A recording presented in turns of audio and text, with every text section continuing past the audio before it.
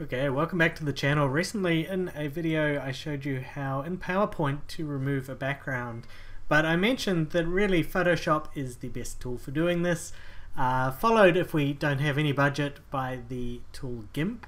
And I'm going to show you how to do this in Photoshop really quickly. There's some slightly cleaner ways of doing it, but basically we will just grab an image that we are interested in removing the background for, load it up, hit select and mask, up the top here, select subject, and Photoshop will think for a second. It's done a really good job here of cutting me out. If your hair has a few more strands, you can hit refine hair. You need to be careful, it can remove a bit of color from your hair.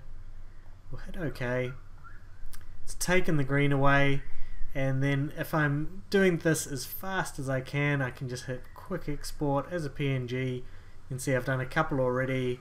I hit save, and in less than a minute I am done. I now have my image without the background that I can put into my PowerPoints and thumbnails and whatever else I would like.